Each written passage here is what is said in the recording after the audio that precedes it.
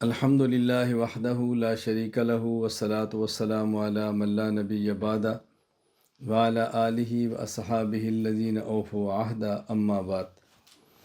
تخصص فی العقائد الاسلامیہ کا ہمارا سبق جو توحید باری تعالیٰ کے متعلق چل رہا تھا، تو ہمارے سبق کا عنوان یہ تھا کہ اہل سنت والجماعت کا عقیدہ ہے کہ اللہ تعالیٰ موجود، بلا مکان، بلا جسم، بلا جہت ہے۔ اللہ تعالیٰ کے بارے میں یہ عقیدہ رکھنا کہ اللہ تعالیٰ حقیقتاً عرش پر رہتے ہیں، عرش پر مستوی ہیں، حسن فوق العرش ہیں، یہ عقیدہ رکھنا درست نہیں ہے۔ میں اپنے موقع پر آپ کی خدمت میں دلائل پیش کر رہا تھا، تو 10 آیات قرآنیہ پیش کی، 10 احادیث نبویہ پیش کی، اور آج آپ کی خدمت میں 10 دلائل عقلیہ اس عنوان پر پیش کروں گا تاکہ موقف کھل کر آپ کے سامنے آ جائے۔ یہ ہماری مجموعی طور پر دلیل نمبر 21 ہے اور دلیل عقلی نمبر 1 ہے۔ اللہ تعالیٰ خالق ہیں اور عرش مخلوق ہے۔ خالق ازل سے ہے، مخلوق ازل سے نہیں ہے۔ اگر یہ عقیدہ رکھ لیں کہ اللہ تعالیٰ عرش پر ہیں، تو سوال یہ ہوگا کہ جب عرش نہیں تھا تو اللہ تعالیٰ کہاں تھے؟ دلیل ذہن نشین فرما لیں۔ اللہ تعالیٰ خالق ہیں، مخلوق کا عرش ہے۔ مخلوق عرش، اللہ تعالیٰ خالق ہیں اور عرش مخلوق ہے، اور خالق اللہ تعالیٰ ازل سے ہیں، جبکہ مخلوق ازل سے نہیں، ہمیشہ سے نہیں۔ تو اگر یہ کہیں کہ اب اللہ تعالیٰ حقیقتاً حسن عرش پر ہیں، تو سوال ہوگا جب عرش نہیں تھا تو اللہ تعالیٰ کہاں تھے؟ دلیل نمبر 22 اور عقلی دلیل نمبر 2۔ اگر کوئی شخص اللہ تعالیٰ کو حقیقتاً عرش پر مستوی مانے، تو حقیقتاً مستوی علی العرش ماننے کی، حسن مستوی علی العرش ماننے کی 3 صورتیں ہیں۔ نمبر 1، اللہ تعالیٰ عرش کے محاذات میں ہوں، یعنی جتنا عرش ہے اتنے ہی الیاذ باللہ اللہ تعالیٰ ہوں۔ نمبر 2، اللہ تعالیٰ عرش سے متجاوز ہوں، یعنی عرش چھوٹا ہو اور اللہ تعالیٰ بڑے ہوں۔ نمبر 3، عرش سے کم ہو، عرش بڑا ہو اور اللہ تعالیٰ چھوٹے ہوں۔ 3 ہی صورتیں ہو سکتی ہیں۔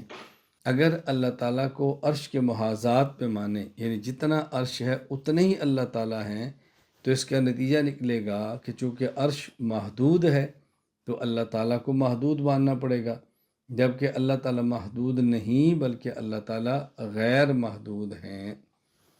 اور اگر اللہ تعالیٰ کو عرش سے متجاوز مانے، یعنی عرش چھوٹا ہے، اللہ تعالیٰ بڑے ہیں، تو پھر اللہ تعالیٰ کی تجزی اور تقسیم ہوگی کہ اللہ تعالیٰ کے بعض اجزاء عرش سے باہر ہیں اور بعض اجزاء عرش کے اندر ہیں، اور یہ تجزی اور تقسیم ہمیشہ جسم کی ہوتی ہے۔ جسم حادث ہے، اللہ تعالیٰ کی ذات قدیم ہے، اس لیے یہ ماننا ناممکن ہے کہ اللہ تعالیٰ کچھ حصہ باہر ہے، کچھ حصہ اندر ہے، کہ اللہ تعالیٰ جسم سے پاک ہے، اس لیے صورت بھی ممکن نہیں۔ تیسری ہے کہ اللہ تعالیٰ عرش سے کم ہو، یعنی عرش بڑا ہو، اللہ تعالیٰ چھوٹے ہوں، یہ بھی ممکن نہیں۔ کیوں؟ ہمارا عقیدہ ہے اللہ اکبر، اللہ تعالیٰ ہر چیز سے، حتیٰ کہ عرش سے بھی بڑے ہیں۔ جب عرش کو مانیں گے بڑا، تو پھر اللہ کے بڑا ہونے کا عقیدہ یہ ختم ہو جائے گا۔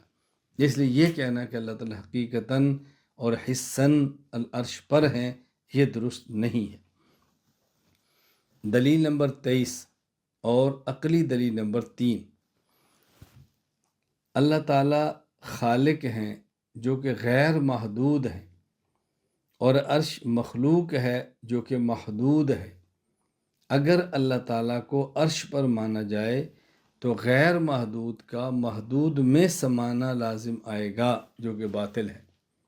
پھر سمجھ لیں، اللہ تعالیٰ خالق ہیں جو کہ غیر محدود ہیں۔ اگر اللہ تعالیٰ کو عرش پر مانے تو عرش مخلوق ہے جو کہ محدود ہے، تو غیر محدود کا محدود میں سمانا لازم آئے گا، جبکہ یہ ناممکن ہے۔ دلیل نمبر 24 اور عقلی دلیل نمبر 4۔ اگر اللہ تعالیٰ کو حقیقتاً عرش پر مانے، حسن اللہ تعالیٰ کو فوق العرش مانے، تو اللہ تعالیٰ کے لیے جسم لازم آئے گا، کیونکہ حقیقی وجود کے ساتھ کسی چیز پر ہونا یہ جسم کی خاصیت ہے۔ اور اللہ تعالیٰ جسم سے پاک ہیں۔ کیوں؟ اس لیے کہ جسم مرکب ہوتا ہے، مرکب حادث ہوتا ہے، اللہ تعالیٰ حادث نہیں بلکہ قدیم ہے، اس لیے عقیدہ رکھنا ضروری ہے کہ اللہ تعالیٰ جسم سے پاک ہیں۔ دلیل نمبر 25 اور دلیل عقلی نمبر 5، اگر اللہ تعالیٰ کو حقیقتاً عرش پر مانے، حصاً اللہ تعالیٰ کو عرش پر مانے، تو عرش اللہ تعالیٰ کے لیے مکان ہوگا اور اللہ تعالیٰ اس کے لیے مکین ہوں گے، اور ضابطہ ہے کہ مکان ہمیشہ مکین سے بڑا ہوتا ہے، تو پھر یہ ماننا پڑے گا کہ عرش اللہ تعالیٰ سے بڑے ہیں، حالانکہ عرش چھوٹا ہے اور اللہ تعالیٰ بڑے ہیں۔ اس کو اچھی طرح ذہن نشین فرما لیں۔ میں سمجھانے کے لیے مزید وضاحت کرتا ہوں کہ دیکھیں، میں ایک کمرے کے اندر بیٹھا ہوں، یہ مکان ہے اور میں مکین ہوں۔ میں کرسی پر بیٹھا ہوں، یہ کرسی مکان ہے اور میں مکین ہوں۔ آپ گاڑی میں بیٹھے ہیں تو گاڑی مکان ہے اور آپ مکین ہیں، اور یہ ضابطہ ہے کہ مکین چھوٹا ہوتا ہے اور مکان بڑا ہوتا ہے۔ مکان بڑا ہوگا تو مکین اس کے اندر آئے گا، وگرنہ مکین اس کے اندر کیسے آئے گا؟ اس لیے اگر اللہ تعالیٰ کو حقیقتاً عرش پر مانے تو عرش اللہ تعالیٰ کے لیے مکان ہوگا، اللہ مکین ہوں گے، اور مکان مکین سے بڑا ہوتا ہے تو نتیجہ نکلے گا کہ عرش اللہ تعالیٰ سے بڑا ہے، حالانکہ ہمارا عقیدہ ہے اللہ تعالیٰ ہر چیز حتیٰ کہ عرش سے بھی بڑے ہیں۔ دلیل نمبر 26 اور دلیل عقلی نمبر 6، اگر اللہ تعالیٰ کو حقیقتاً فوق العرش مانے، حصاً اللہ تعالیٰ کو عرش پر مانے، تو نتیجہ نکلے گا کہ عرش مکان ہوگا اور اللہ تعالیٰ مکین ہوں گے، اور مکان محیط ہوتا ہے اور مکین محاط ہوتا ہے، یعنی مکان گھیرنے والا ہوتا ہے اور مکین کو گھیرا ہوتا ہے، تو لازم آئے گا کہ اللہ تعالیٰ مکین ہونے کی بنیاد پر محاط ہوں اور عرش مکان ہونے کی بنیاد پر اللہ کے لیے محیط ہو۔ یہ نص کے خلاف ہے۔ قرآن کریم میں ہے وَكَانَ اللَّهُ بِكُلِّ شَيْءٍ مُحِيطًا، کہ محیط اللہ کی ذات ہے، اللہ کی ذات محاط نہیں ہوتی جس کو گھیرا جائے، اللہ کی ذات محیط ہوتی ہے جو احاطہ کرے۔ اس لیے کہنا درست نہیں ہے کہ اللہ تعالیٰ حقیقتاً عرش پر ہیں، یہ بات ذہن نشین فرما لیں۔ دلیل نمبر 27 اور دلیل عقلی نمبر 7، اگر اللہ تعالیٰ کو حقیقتاً فوق العرش مانے، اللہ تعالیٰ کو حصاً عرش کے اوپر مانے، تو اللہ تعالیٰ کے لیے اوپر کی جہت فوق ماننی پڑے گی، جبکہ اللہ تعالیٰ جہات ستہ، 6 جہات، اوپر نیچے دائیں بائیں آگے پیچھے، اللہ تعالیٰ جہات ستہ سے پاک ہیں۔ جہات ستہ سے پاک ہونے کی وجہ کہ جہت حد کو مانگتی ہے، یعنی اگر جہت اوپر ہے تو وہ نیچے نہیں ہے، تو اوپر والی جہت ایک جگہ پر جا کے ختم ہوگی نا، نیچے والی جہت ایک جگہ پر جا کے ختم ہوگی، تو جہت کو حد بندی لازم ہے، اور حد بندی محدود کی ہوتی ہے۔ اللہ تعالیٰ محدود نہیں بلکہ اللہ تعالیٰ غیر محدود ہیں، اس لیے اللہ تعالیٰ کو حقیقتاً عرش پر نہیں مان سکتے۔ دلیل نمبر 27 اور عقلی دلیل نمبر 7، اگر اللہ تعالیٰ کو حقیقتاً فوق العرش مانے تو اللہ تعالیٰ کے لیے جہت فوق لازم آئے گی کہ اللہ تعالیٰ اوپر کی جانب ہے، جبکہ اللہ تعالیٰ جہات ستہ سے پاک ہیں، 6 جہات سے پاک ہے، اوپر نیچے دائیں بائیں آگے اور پیچھے۔ اس کی وجہ اس لیے کہ جہت کو حد بندی لازم ہے، اور حد بندی ہمیشہ جسم کی ہوتی ہے، اور اللہ تعالیٰ جسم سے پاک ہے، لہٰذا اللہ تعالیٰ حقیقتاً فوق العرش اور فوق کی جہت سے بھی پاک ہے۔ یہاں میں وضاحت کرنا چاہتا ہوں، 2 باتوں میں فرق سمجھ لیں۔ میں نے یہ کہا اگر اللہ تعالیٰ کو فوق العرش ماننے تو اللہ تعالیٰ کی جہت فوق ماننی پڑے گی، اور اللہ تعالیٰ جہات ستہ سے پاک ہے۔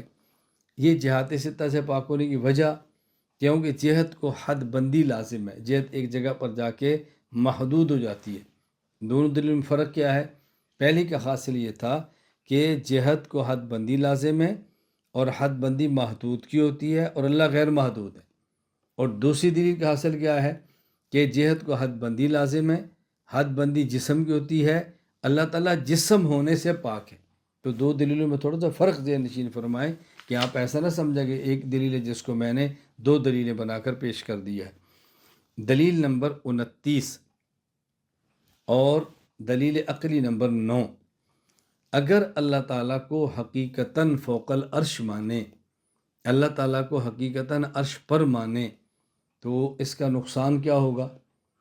نقصان یہ ہوگا، ماننا پڑے گا کہ اللہ تعالیٰ کو کسی نے تھاما ہوا ہے، کسی نے اٹھایا ہوا ہے۔ آپ کہیں گے جی کیوں؟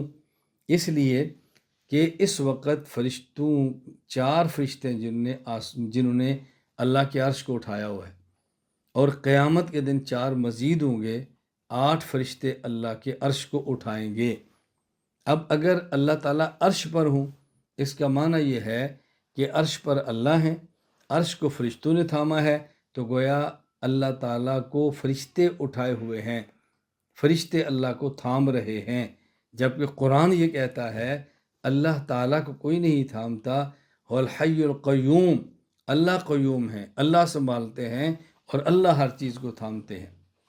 دلیل نمبر 30 اور دلیل عقلی نمبر 10، اگر اللہ تعالیٰ کو حقیقتاً فوق العرش مانے، اللہ تعالیٰ کو حصاً عرش کے اوپر مانے، اور استوا کا معنی کریں قعود یا استقرار، کہ اللہ تعالیٰ بیٹھے ہیں، اللہ تعالیٰ ٹھہرے ہوئے ہیں، اگر یہ معنی کریں تو لازم آئے گا کہ جس طرح اللہ تعالیٰ کی ذات قدیم ہے، اللہ کا عرش بھی قدیم ہو، حالانکہ عرش قدیم نہیں ہے، مخلوق ہے، اور مخلوق حادث ہوتی ہے، قدیم نہیں ہوتی۔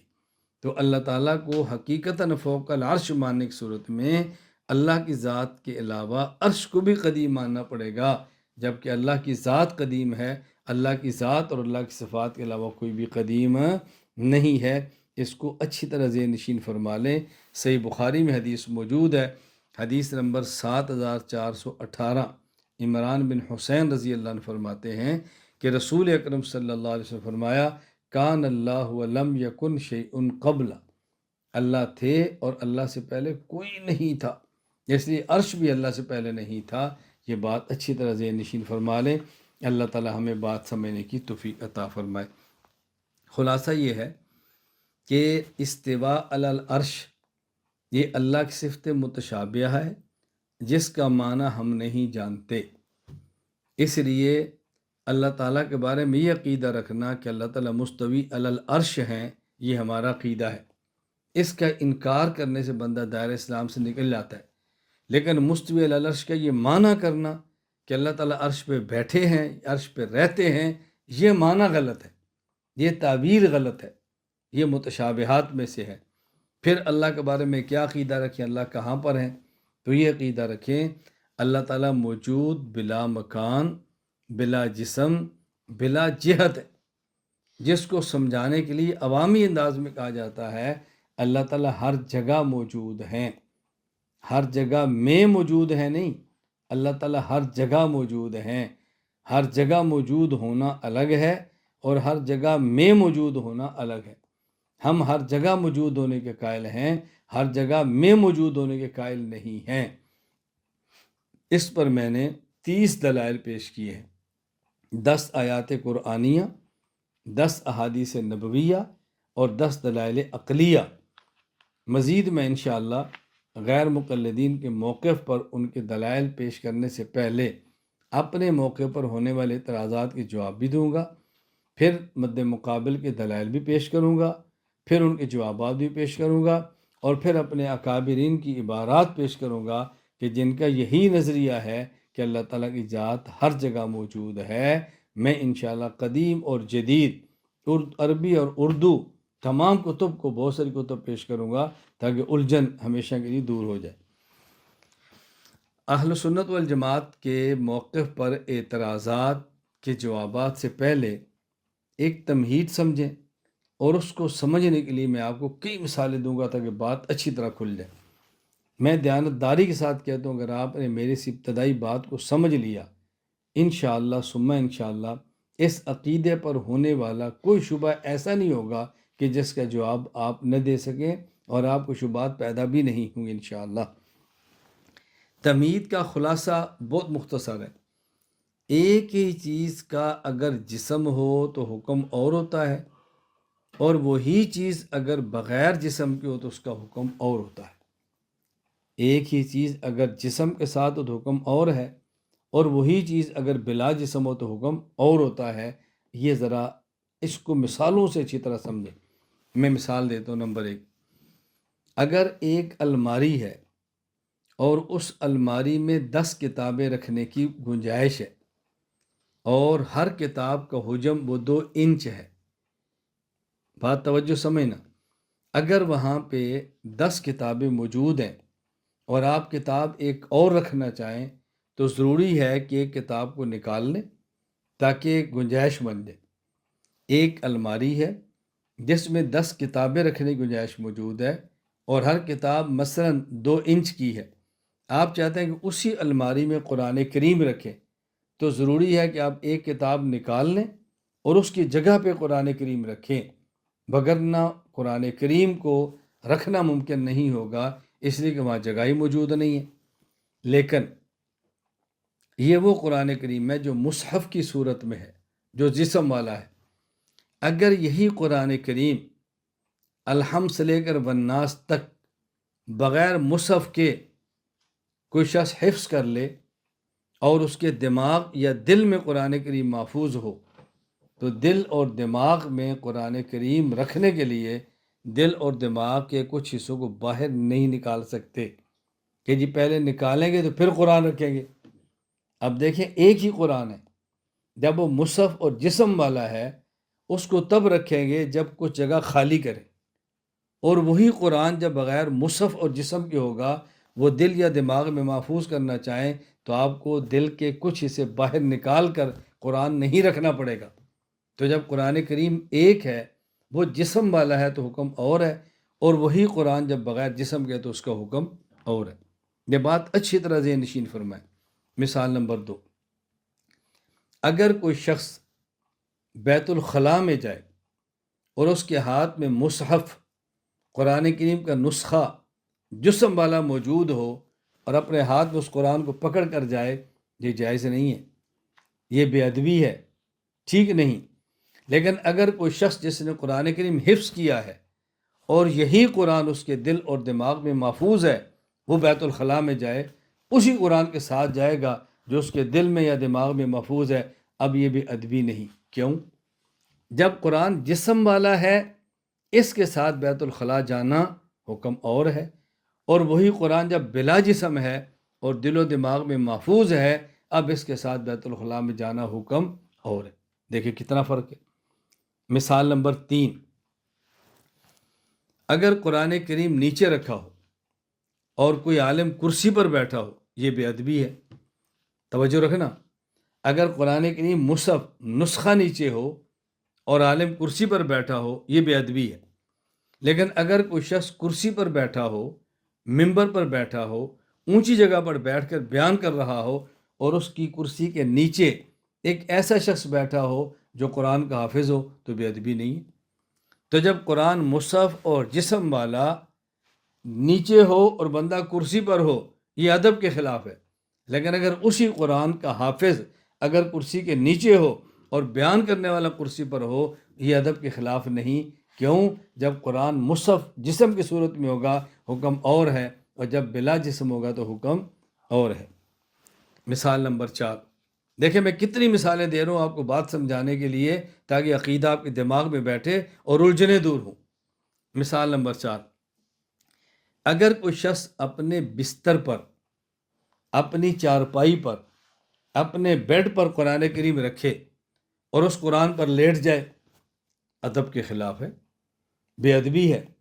لیکن اگر کسی شخص کی بیوی قرآن کی حافظہ ہو اور بستر پر لیٹی ہو یا اپنی بیوی کے اوپر لیٹ جائے، یہ ادب کے خلاف نہیں۔ فرق کیا ہے کہ جب ویسے قرآن مصحف جسم والا تھا، اس کا حکم اور تھا، اور جب وہی قرآن عورت کے سینے یا دماغ میں چل کر محفوظ ہو گیا بغیر جسم کے، اب اس کا حکم اور ہے۔ تو قرآن بلا جسم ہے تو حکم اور ہے، اور جب بل جسم ہے تو حکم اور ہے۔ مثال نمبر 5 سمجھیں، اگر کسی شخص کی بیوی ہو، نکاح ہو، اور اس کی اہلیہ گھر میں آئے اپنے سسرال، اور اس نے اپنے ہاتھ میں قرآن کریم پکڑا ہو یا قرآن کریم سینے سے لگایا ہو، اور اس کا شوہر دین سے محبت رکھتا ہو، وہ فوراً جائے اور اپنی اہلیہ کے سینے سے قرآن کریم لے اور چومے، آنکھوں سے لگائے، کوئی معیوب نہیں سمجھے گا، کوئی اس کو برا نہیں سمجھے گا۔ لیکن اگر کسی شخص کی بیوی قرآن کی حافظہ ہو اور وہ گھر میں داخل ہو اور سیدھا جا کر اس بیوی کے سینے کو سب کے سامنے چومنا شروع کر دے، لوگ پوچھے کیا ہوا، کہ جی میں تو اندر قرآن ہے تو وہ چوم رہا ہوں، اب دیکھو اس کو لوگ بھی عیب سمجھیں گے، عجیب بات ہے۔ کیوں؟ جب تک وہ قرآن جسم والا تھا، مصحف تھا اور غلاف میں لپٹا تھا، اس غلاف کو چومنے کا حکم اور ہے، اور جب وہی عورت کے سینے میں قرآن محفوظ ہے، اب اس عورت کے سینے کو غلاف سمجھ کر سب کے سامنے چومنا، میں قرآن کو چوم رہا ہوں، اس کا حکم اور ہے، یہ عیب ہے۔ دونوں میں اچھی طرح فرق سمجھیں۔ مثال نمبر 6، اگر کوئی شخص حالت جنابت میں ہو، اگر کوئی عورت حالت حیض میں ہو، حالت نفاس میں ہو، یعنی کوئی ناپاک وجود کے ساتھ ہو اور قرآن کریم مصحف ہو، جسم والا ہو، اس کے اوپر غلاف نہ ہو، اس قرآن کریم کو ہاتھ میں پکڑنا یہ گناہ ہے، حرام ہے، ناجائز ہے۔ لیکن اگر کوئی شخص حافظ ہے اور حالت جنابت میں، عورت حافظہ ہے حالت نفاس میں، مواری کی حالت میں، اب دیکھیں قرآن اور عورت کے جسم جمع ہے، اب گناہ نہیں ہے۔ کیوں؟ جب قرآن جسم اور مصحف والا تھا اب حکم اور تھا، اور جب قرآن بلا جسم ہے اب اس کا حکم بالکل الگ ہے۔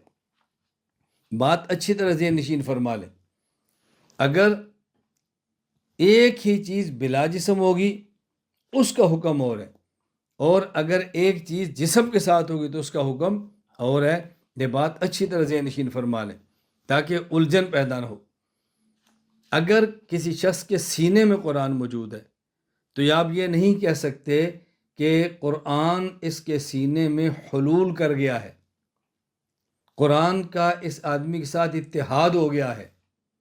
توجہ سے بات سمجھنا، یہ کہنا حلول اور اتحاد کی تعریف کے سے ناواقف ہونے کی وجہ سے ہے، جہالت کی وجہ سے ہے۔ حلول اور اتحاد کا معنی کیا ہوتا ہے؟ دو چیزیں اکٹھی ہوں اور دونوں اپنا وجود برقرار رکھیں، یہ اتحاد ہوتا ہے۔ دو چیزیں اکٹھی ہوں اور ایک چیز اپنے وجود کو فنا کر دے، اس کو حلول کہتے ہیں۔ مثلا آپ آملیٹ بناتے ہیں، اس میں انڈا ہے، اس میں گھی ہے، اس میں ٹماٹر ہے، اس میں ہری مرچ ہے، اس میں آپ پیاز ڈالتے ہیں، جو اپنے ذوق کے مطابق جتنی چیز ڈالیں۔ یہ جب آملیٹ بنتا ہے، انڈے کا وجود الگ ہے، پیاز کا وجود الگ ہے، ٹماٹر کا وجود الگ ہے، ان کا وجود الگ ہے لیکن ہیں اکٹھے۔ یہ ہم کہیں گے کئی چیزوں کا اتحاد ہوا تو آملیٹ بن گیا۔ لیکن اگر ایک کپ پانی ہو، آپ اس میں چینی ڈالیں اور چینی اپنا وجود ختم کر دے، پانی میٹھا ہو جائے، تو یہ نہیں کہیں گے کہ چینی اور پانی کا اتحاد ہوا ہے، کہیں گے کہ چینی پانی میں حلول کر گئی ہے۔ تو حلول اتحاد کب ہوتا ہے؟ جب دو چیزوں کا جسم ہو۔ تو اگر قرآن کریم بغیر جسم کے ہو، کوئی اس کا حافظ ہو، تو کبھی نہیں کہتے کہ قرآن کا آدمی کے ساتھ اتحاد ہے یا قرآن کے آدمی کے ساتھ حلول ہوا ہے۔ حلول اتحاد کے لیے جسم ہونا ضروری ہے۔ میں نے ایک معمولی سی چھوٹی سی عبارت پیش کی ہے بطور تمہید کے، ایک ہی چیز اگر جسم والی ہو تو حکم الگ ہے، وہی چیز بلا جسم ہو تو حکم الگ ہے، اور اس پر میں نے 7 مثالیں دی ہیں۔ بات اچھی طرح سلجھ جائے، میں یہ بات بار بار کہتا ہوں، چیخ کے کہتا ہوں کہ عقائد میں الجھنیں اس وجہ سے ہیں کہ عقائد سمجھ نہیں آئے۔ میں بارہا یہ بات کہہ چکا ہوں، اگر ہمارا عقیدہ ہمارے مخالف کو سمجھ آ جائے، وہ ہم پر اعتراض نہ کرے، اور ہمارا عقیدہ ہمیں سمجھ آ جائے، ہم اپنے اوپر ہونے والے اعتراض کا جواب دے دیں۔ مخالف کو سمجھ نہیں آیا، وہ اعتراض کرتا ہے، ہمیں سمجھ نہیں آیا تو ہم جواب نہیں دے پاتے، دونوں ایک جیسے۔ بھئی سمجھ تو آئے، جب ہم کہتے ہیں اللہ ہر جگہ پر ہے، اس کا مطلب کیا ہے؟ مستوی علی العرش کا مطلب کیا ہے؟ پھر الجھنیں دور ہوگی۔ اور مجھے تعجب ہوتا ہے کہ جب لوگ میڈیا پر بیٹھ کر یہ بات کہہ دیتے ہیں کہ اللہ تعالیٰ عرش پر ہے، ظاہری نصوص اس کا ساتھ دیتی ہیں، پتہ نہیں وہ کون سی ظاہر نصوص اس کا ساتھ دیتی ہیں۔ میں مزید آگے جب تفصیل سے شبہات کے جواب اور سارے دلائل پیش کروں گا تو آپ کو اندازہ ہوگا کہ نصوص ظاہر کس کا ساتھ دیتی ہیں، ظاہر نصوص کس کو بیان کرتی ہیں۔ اب ذرا مختصر مجلس میں اعتراضات، آپ جواب سنیں، اب آپ کو جواب میں الجھن نہیں ہوگی۔ اعتراض کیا ہے؟ ہم کہتے ہیں اللہ ہر جگہ موجود ہے، لوگ اعتراض کرتے ہیں کیا اللہ بیت الخلاء میں بھی موجود ہے؟ اگر آپ کہتے ہیں بیت الخلاء میں موجود نہیں تو آپ کا نظریہ تھا ہر جگہ موجود ہے، عقیدہ ٹوٹ گیا۔ اگر آپ کہتے ہیں بیت الخلاء میں موجود ہے تو انسان کی زبان جل جائے کہ اللہ کے بارے میں یہ بات کہے، بے ادبی اور گستاخی ہے۔ اب دیکھو نا کس طرح ٹیکنیکل طریقے پر سوال پڑھائے گئے ہیں کہ لوگ لاجواب ہو جائیں۔ اللہ تعالیٰ بیت الخلاء میں ہے، اگر کہیں جی ہے تو بے ادبی، اگر کہیں نہیں تو ہر جگہ ہونے کا عقیدہ ٹوٹ گیا۔ یہ ہے سوال، اور یہ ان سوالات میں سے ایک سوال ہے کہ جو ہمارے مد مقابل کے ہاں اتنا بڑا سوال سمجھا جاتا ہے، ان کی نظر میں شاید جبریل بھی اترا ہے تو جواب نہیں دے پائے گا، اور اس میں ہم نے بہت بڑا سوال گھڑ لیا ہے۔ جواب ذہن نشین فرمائیں۔ جواب نمبر 1، ہم نے کہا یہ اعتراض تب ہوتا ہے جب ہم اللہ تعالیٰ کو وجود بمعنی جسم کے ساتھ مانیں، وجود بمعنی جسم کے ساتھ مانے، پھر اعتراض ہے اللہ بیت الخلاء میں موجود ہے کہ نہیں۔ ہم اللہ تعالیٰ کو جسم کے ساتھ نہیں مانتے، ہم اللہ تعالیٰ کو بلا جسم مانتے ہیں۔ جس طرح قرآن کریم جسم والا ہو، بیت الخلاء میں لے جانا گناہ ہے، لیکن بلا جسم آدمی کے سینے میں موجود ہو اس کو لے جانا کوئی گناہ نہیں۔ تو اعتراض اس لیے آیا کہ لوگوں کا ذہن تھا کہ اللہ تعالیٰ جسم والا ہے، اب پوچھتے ہیں بیت الخلاء میں ہے یا نہیں۔ میں اس کو دوسرے انداز میں سمجھاتا ہوں تاکہ بات آپ کو بہت جلدی سمجھ آئے۔ میں کئی بار ایک بات کہا کرتا ہوں، درس گاہ کی زبان الگ ہوتی ہے، سٹیج کی زبان الگ ہوتی ہے، مناظرہ کی زبان الگ ہوتی ہے، جہاد کی زبان الگ ہوتی ہے، خانقاہ کی زبان الگ ہوتی ہے۔ میں اللہ کا شکر ادا کرتا ہوں کہ اللہ تعالیٰ نے مجھے ہر لہجے میں، ہر سٹیج کے مطابق گفتگو کرنے کی صلاحیت عطا فرمائی ہے۔ اس میں میرا کوئی کمال نہیں، میں کہتا ہوں اللہ کا کرم ہے۔ مجھے اب ذرا اس کا جواب سمجھیں۔ مجھ سے ایک غیر مقلد نے پوچھا کیا اللہ تعالیٰ ہر جگہ موجود ہے؟ میں نے کہا اعتراض کیا ہے؟ کہا جی کیا بیت الخلاء میں بھی ہے؟ میں نے کہا اچھا مجھے تم بتاؤ کیا تمہارے سینے میں قرآن موجود ہے؟ توجہ رکھنا۔ مجھے کہتا ہے جی نہیں۔ میں نے کہا اچھا محفوظ ہے؟ کہتا ہے جی ہاں۔ تو میں نے کہا جب محفوظ کب ہوگا؟ جب موجود ہوگا نا، جب موجود نہیں ہوگا تو محفوظ کیسے ہوگا؟ میں کہتا ہوں میری جیب میں پیسے موجود تو نہیں لیکن محفوظ ہیں، میرے گھر میں گندم موجود تو نہیں لیکن محفوظ ہے۔ بھائی تیرے سینے میں قرآن موجود ہوگا تو محفوظ ہوگا، کیسے محفوظ ہوگا؟ کہا جی مجھے بات سمجھ آ گئی۔ میں نے کہا اچھا اب مجھے بتاؤ بیت الخلاء میں قرآن کو لے کر جانا جائز ہے؟ کہتا ہے جی نہیں۔ میں نے کہا تم بیت الخلاء جاتے ہو؟ کہا جی ہاں۔ تو میں نے کہا جب تم بیت الخلاء جاتے ہو سینہ پھاڑ کے قرآن رکھ کے پھر بیت الخلاء جاتے ہو؟ کہا جی نہیں۔ میں نے کہا پھر؟ کہا جی یہ تو راز تو تب ہے نا کہ جب قرآن کا جسم ہو، قرآن تو جسم سے پاک ہے۔ میں نے کہا اسی طرح اللہ بھی جسم سے پاک، جسم سے پاک ہے، اب کیا الجھن ہے تمہیں؟ سمجھنا۔ جواب نمبر 2، رمضان المبارک کا مہینہ ہر جگہ موجود ہے۔ اگر کوئی شخص پوچھے کہ بیت الخلاء میں رمضان ہے یا نہیں، اگر بیت الخلاء میں رمضان نہیں تو رمضان ہر جگہ نہ ہوا، اور اگر رمضان بیت الخلاء میں ہے تو برکت والا رمضان بیت الخلاء میں کیسے آ گیا؟ اب ہم کیا کہیں گے؟ بھئی اعتراضات تب ہیں جب رمضان جسم والا ہو، جب بغیر جسم کے ہو تو پھر رمضان کے ہر جگہ ہونے پر کیا اعتراض ہے؟ میں ایک جگہ پر تھا، ایک غیر مقلد کے دفتر میں بیٹھا ہوا تھا، مجھے وہ کہنے لگا رمضان کا مہینہ تھا، مجھے وہ کہنے لگا کہ مولانا تب اللہ تعالیٰ ہر جگہ موجود ہے۔ میں نے کہا کیا اشکال ہے؟ کہا جی یہاں بازار میں بھی موجود ہے، ہماری دکان پہ بھی ہے۔ میں نے کہا اشکال کیا ہے؟ کہا جی اللہ تو برکت والے ہیں، بازار تو گندی جگہ ہے، تو گندی جگہ میں اللہ کیسے ہوں گے؟ میں نے کہا آج مہینہ کون سا ہے؟ کہا جی رمضان کا۔ میں نے کہا رمضان صرف مسجد میں ہے یا تمہارے بازار اور دکان میں بھی ہے؟ کہا جی ہے۔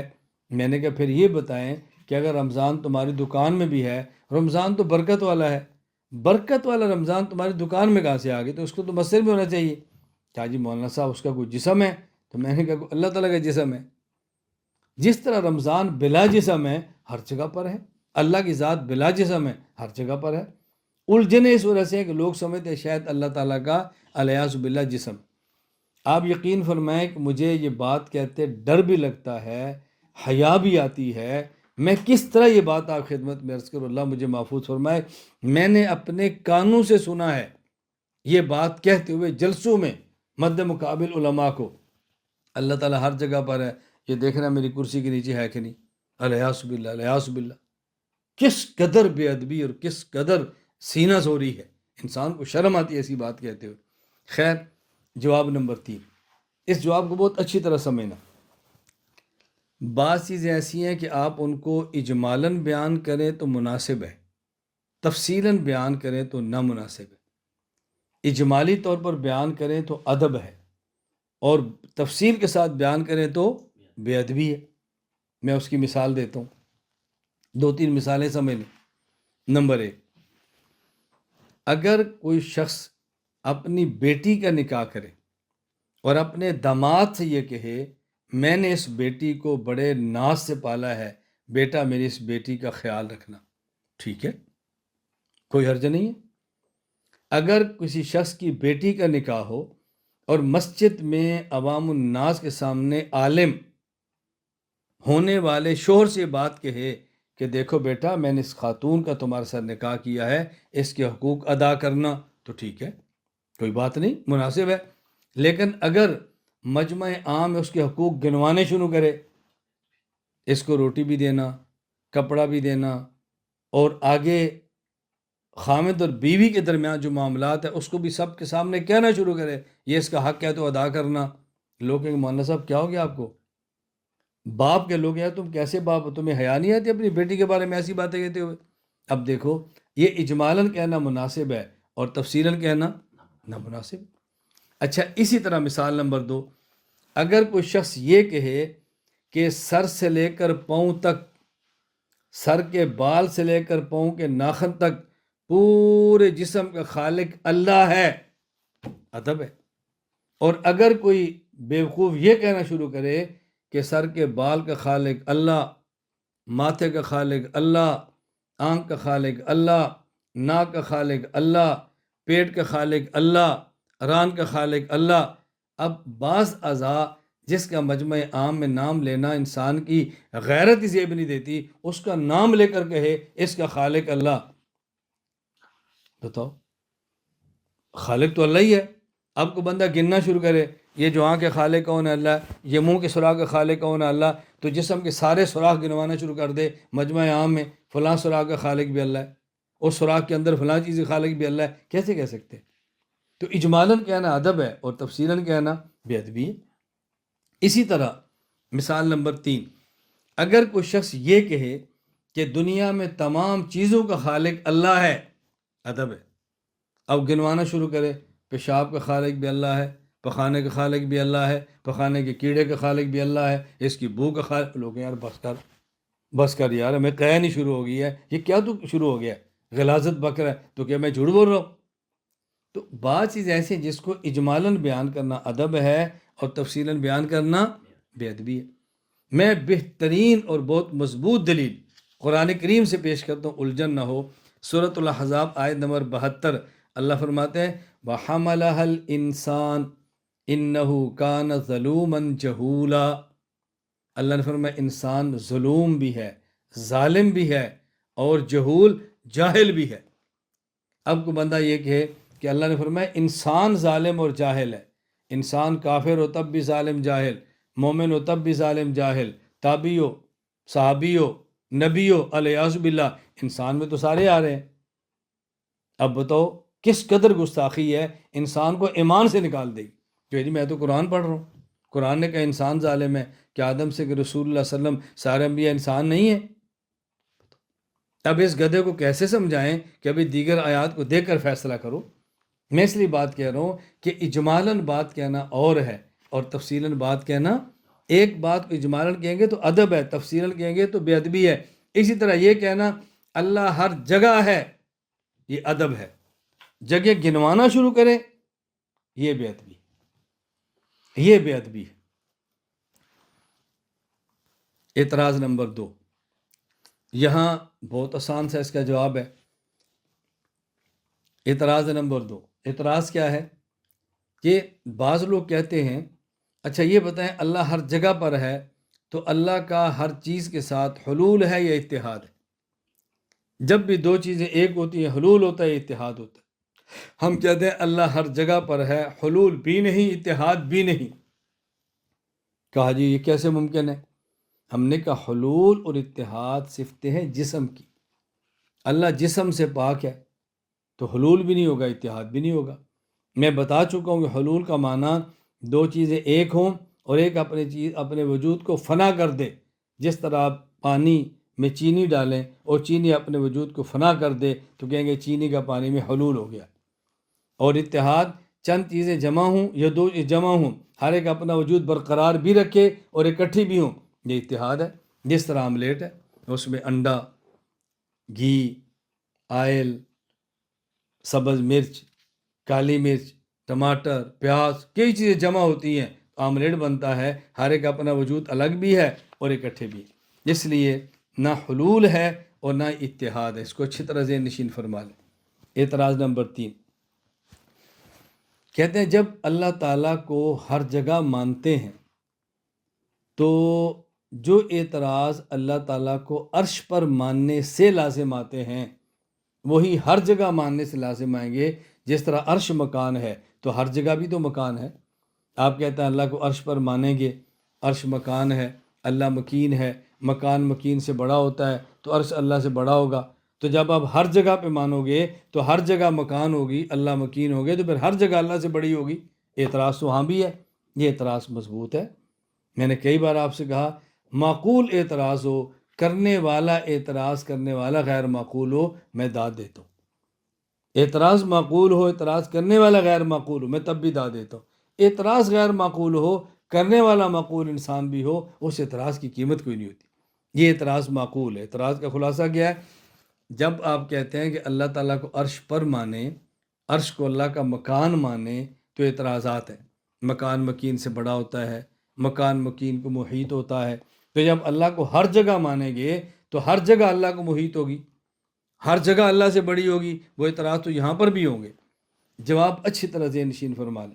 میں کہتا ہوں ایک ہے بلا مکان موجود ہونا، ایک ہوتا ہے خاص مکان میں موجود ہونا. غیر مقلد کہتے ہیں اللہ عرش یعنی خاص مکان پر ہے. ہم کہتے ہیں اللہ موجود بلا مکان ہے، مکان سے پاک ہے. اور جو ہم کہتے ہیں ہر جگہ موجود ہے، یہ ہر جگہ موجود، یہ تعمیم امکنہ، یہ تعبیر لامکاں کی ہے. یعنی بندے کو یہ سمجھانا کہ لامکاں ہے یہ عوام الناس سمجھ سے باہر ہے. ہم ان کو سمجھانے کے لیے کہتے ہیں اللہ ہر جگہ موجود ہے. اور ہر جگہ موجود ہونے کا معنی جب جگہ نہیں تھی اللہ تب بھی تھے، جگہیں ہیں اللہ اب بھی ہیں، جب جگہ نہیں ہوگی اللہ تب بھی ہوں گے. یہ ہے معنی ہر جگہ ہونے کا. یہ معنی نہیں ہے کہ اللہ کسی جگہ پر موجود ہے.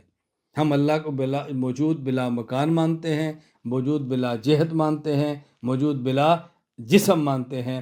اللہ تعالی ہمیں اپنے عقیدے کو سمجھ کر سمجھانے کی اور پوری امت میں عام کرنے کی توفیق عطا فرمائے. اللہ مجھے اور آپ کو عقیدہ سمجھ کر سمجھانے کی توفیق عطا فرمائے. وآخر دعوانا الحمدللہ رب العالمین.